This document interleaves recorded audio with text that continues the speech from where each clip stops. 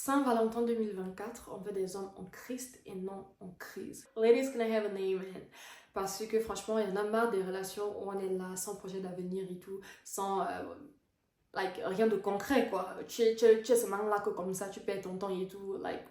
It's not happening. Pour ceux qui ne connaissent pas la différence entre un homme en crise et un homme en Christ en fait. Donc, un homme en Christ, c'est celui qui n'a pas de projet, il n'a pas d'ambition, il sait qu'il veut devenir riche, mais il n'a aucun plan, sa seule motivation réellement c'est d'avoir l'argent. Il ne sait pas pourquoi il va avoir l'argent, il ne sait même pas comment il va faire pour avoir l'argent et tout. Il n'a aucun objectif spirituel concrètement dans sa vie et tout. Il vit seulement comme ça de façon épave. Il est quand même dans une relation et tout avec une femme, il n'arrive pas à la valoriser. Genre, il n'a juste pas de vision claire pour sa vie quoi. En français simple, il n'a pas de vision clair pour sa vie. Dans tous les aspects de sa vie, il n'a aucune vision. He just doesn't know, ok?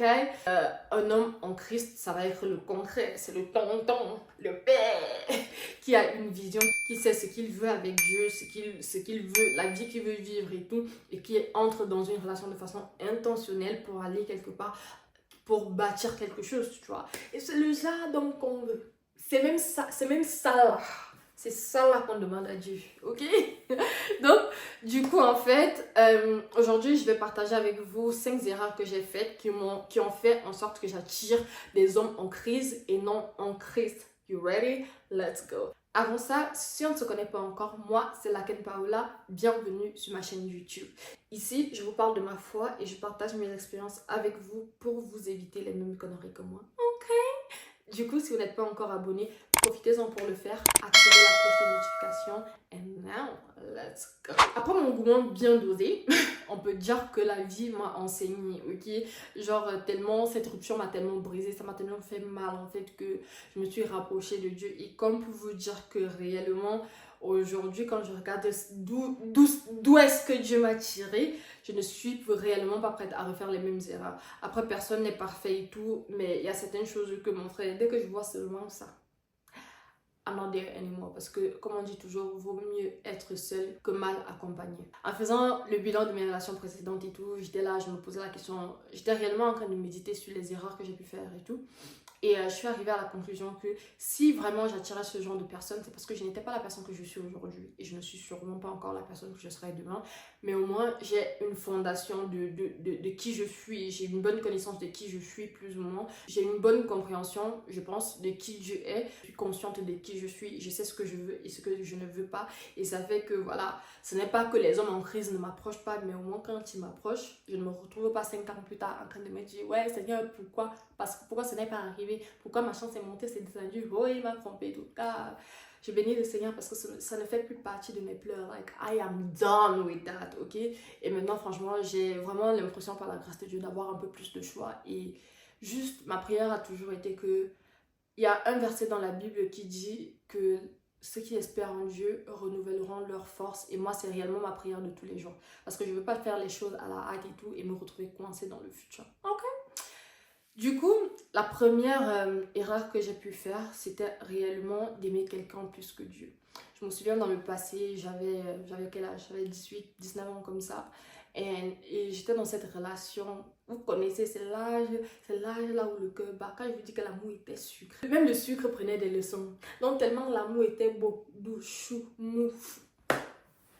En tout cas, non, sérieusement, genre au début de cette relation et tout, l'amour était beau et tout, genre voilà, je sortais avec cette personne, j'avais l'impression d'être quelqu'un et tout, et ça fait que voilà, au fil du temps en fait, on a continué à sortir ensemble, plus on était ensemble, plus les sentiments grandissaient et tout, plus je m'attachais à cette personne, et à un moment donné, je me suis retrouvée tellement attachée à cette personne que it was comme le super glue en fait. Les gens, quand je dis littéralement soul tie, je pense très clairement que j'ai probablement formé des soul ties avec cette personne que j'ai déjà brisé dans le nom de Jésus. Parce que mon frère m'a pas du pas donc, qu'on ne me tente pas. Donc voilà. Et littéralement, cette personne était devenue mon tout. Après, j'allais toujours à l'église juste par formalité, juste par habitude et tout, tu vois. Mais sérieusement, genre mon cœur était tellement attaché à cette personne, genre... à la limite et tout, quand Dieu commençait à me montrer des choses par rapport à cette personne, j'étais là, je n'arrivais pas à voir et tout, parce que voilà, Mais Dieu merci pour sa bonté, parce que même peu importe à quel point on est perdu dans la vie, son amour nous rattrape toujours et ça nous ramène toujours au bon port. Et c'est littéralement mon expérience. Donc du coup, là où je suis là, non. If it's not God, it's God, ok? Genre, à la limite, je préfère mourir célibataire toute ma vie que d'être avec quelqu'un qui ne craint pas Dieu de façon sincère. J'ai déjà eu des prétendants qui étaient là en mode, oui, on a prié ensemble, c'est bon, que c'est descendu. Mais quand tu regardes le comportement et les actions, it's like, ok. Donc, c'est un peu ça. C'était vraiment ça ma première erreur. Genre, aimer quelqu'un plus que Dieu. Like, don't do that. It's just not worth it. Ça n'en vaut pas la peine. Okay. La deuxième erreur que j'ai pu faire, c'était réellement essayer de prouver ma valeur. Toujours avec la même personne, en fait. J'étais dans une situation où au fil du temps, je m'étais tellement affaiblie en fait en tant que personne et tout. Et quand on est jeune et qu'on n'a pas une bonne connaissance de qui on est et qu'on entre dans une relation comme ça, surtout avec quelqu'un qui est un peu plus mature que nous, ça fait que pendant un certain nombre d'années, mon frère, je me suis littéralement perdue dans cette personne en mode je ne savais plus qui j'étais en dehors de cette personne et tout. Et du coup, quand les choses se sont fragilisées entre nous et tout, j'avais vraiment l'impression que le ciel était tombé sur moi, quoi. Genre à la limite et tout, surtout que toute ma vie était chaotique en ce moment-là. Donc j'étais littéralement là à essayer de prouver à cette personne à quel point j'en vaut la peine. Pourtant, c'est lui qui m'avait manqué de respect en fait, which is just like not okay. Et j'essayais de prouver à quel point I was worth it, à quel point, voilà, j'en valais la peine en fait. Et au jour d'aujourd'hui, don't even try it. Je suis dans un point de ma vie où I will not take shit from anybody, ok? Genre, et quand je dis ça, ce n'est pas pour faire la femme capable et indépendante ou alors pour avoir une certaine arrogance, mais je suis tellement, par la grâce de Dieu, je le répète, vraiment par la grâce de Dieu, je suis tellement affermie dans mes convictions que si pour les choses les plus importantes, pour les choses vraiment qui sont essentielles pour moi, si ça ne va pas dans la même direction, bye Felicia, like, j'ai même pas envie en fait, genre j'ai même pas envie d'essayer, tu vois. Donc c'est un peu ça. La deuxième erreur, essayer de prouver que je valais de la peine, like, it's not worth it. Tu dois, donc c'est-à-dire que quand tu dois savoir que j'en vaut de la peine, you have to know that I'm worth it. Ça, c'est pas un débat, mon frère. Non, je plaisante, mais plus sérieusement, ça sert à quoi d'essayer de prouver à quelqu'un que tu en vaux de la peine? Ça sert à quoi de te mettre avec quelqu'un où tu dois tout le temps prouver que non, machin, supplier là? Mon frère, c'est pas mis en laisse. Donc pour moi, c'est plus quelque chose que je suis prête à faire. Si je vois que le respect n'est pas servi et tout, et que je ne me fais pas traiter à ma juste valeur, clairement, il n'y a pas de relation parfaite. Donc on va essayer d'en parler, on va essayer de régler les choses. Mais s'il n'y a aucun changement, papa, c'est que tu as fait ton choix, non, il y a quoi? That's it. La troisième erreur que j'ai pu faire et qui m'a attiré des hommes en crise, c'était réellement d'entrer dans une relation sans objectif clair. Quand je dis ça, c'était par rapport à moi, mais aussi par rapport au but du couple, tout court.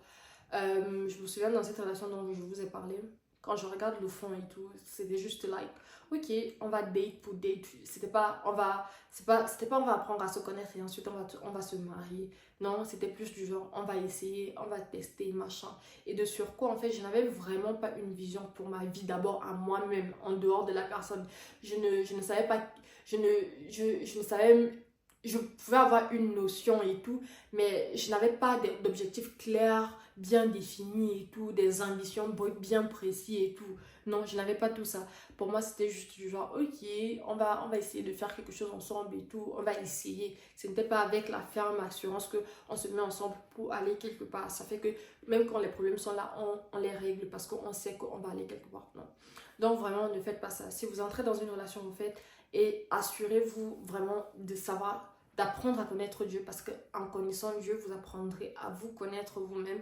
Et lorsque vous connaissez en tant que personne, vous allez pouvoir définir vos objectifs, avoir une vision claire pour votre vie et ensuite choisir la personne, de vous mettre avec quelqu'un qui s'aligne avec cette vision. Donc, normalement, je me dis c'est comme ça que ça doit fonctionner. Il y a même le livre de Proverbes 29, verset 18 qui nous dit: lorsqu'il n'y a plus de vision d'avenir, un peuple vit dans le désordre. Heureux alors est l'homme qui obéit à la loi. Ok? Donc clairement, quand tu n'as pas de vision, en fait, tu ne sais pas où tu vas, en fait, et tu vis vraiment n'importe comment, comme pour dire. Et ça vaut la même chose pour les relations. La quatrième erreur que j'ai pu faire et qui m'a attiré des hommes en crise, c'était réellement laisser mon bonheur dépendre de quelqu'un. Je sais pas pourquoi, mais Novelas m'a menti. Je vous dis la vérité. Pour moi, en fait, pendant un temps, je me disais, ah, le bonheur dans les relations, c'est les fleurs, ce sont les date nights, machin, nanani. Et tout ça, c'est vrai, hein, c'est des petites attentions et tout, mais c'est pas la source du bonheur. Pour moi, je pensais que c'était la source du bonheur, quoi. Du coup, ça faisait que moi, j'étais la femme en crise, littéralement, qui mettait trop de pression sur l'autre personne. It was like, si je ne reçois pas ça, une certaine attention et tout, vraiment, et sachant aussi que je dépendais vraiment beaucoup de l'amour de cette personne, and I was like, girl, ain't nobody got time for that. La vie est beaucoup trop courte, beaucoup trop chargée, mon frère. Les gens ont le travail, les gens ont les problèmes d'argent et tout. Donc toi, tu penses que quelqu'un va venir rester là à t'acheter des fleurs tous les jours. Ma soeur, réveille-toi. Et donc, vraiment, à force de trop regarder la télé et tout, voilà, j'avais cette mentalité de ah, le bonheur c'est les fleurs, c'est les nounours, tu vois, genre les petits trucs mignons et tout. Après, oui, ça fait partie des choses qui font plaisir et tout, mais c'est pas ça la source du bonheur en fait. Et je pars du principe en fait qu'on doit apprendre à être content, à être heureuse toute seule, et que quelqu'un qui vient en fait dans notre vie doit ajouter à ce bonheur ou à la tranquillité, bref, ajouter à ce qu'on a déjà. Je prends un exemple, il y a Dr. Miles Monroe qui disait que on ne peut pas faire une bonne omelette avec 2 ingrédients pourris ou un seul œuf pourri, ok? Ça veut dire quoi? Ça veut dire que si ton partenaire est pourri et que toi aussi tu es pourri, vous allez avoir une relation pourrie. Si toi tu es pourri et que ton partenaire est bon, vous allez avoir une relation pourrie, parce que un bon œuf et un mauvais œuf font une mauvaise omelette. On fait une omelette avec 2 bons œufs à bon état. Et c'est la même chose pour une relation. Donc, il n'y a pas de machin, cette personne doit me compléter, cette personne doit me rassasier, cette personne doit me rendre heureuse. Parce que si tu n'arrives pas à trouver le bonheur toi seul, pourquoi mets-tu autant de pression pour trouver le bonheur en quelqu'un? Ton bonheur doit se trouver en Christ normalement.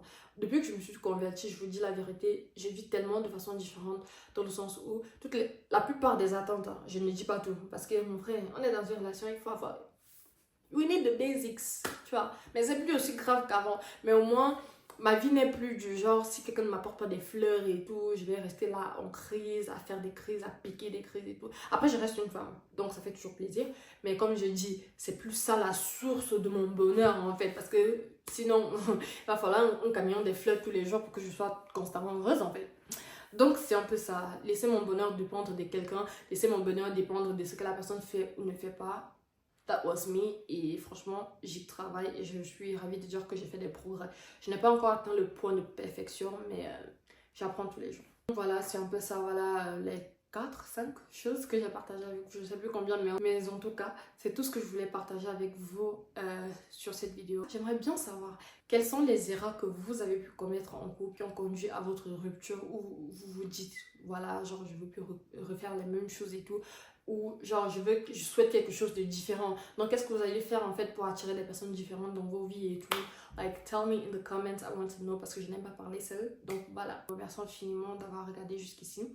Si vous avez aimé cette vidéo, n'oubliez pas de liker, partager, abonnez-vous et surtout activez la cloche de notification pour ne rien manquer. Je me réjouis infiniment de vous revoir lors de ma prochaine vidéo. And until next time people, stay blessed. Mwah!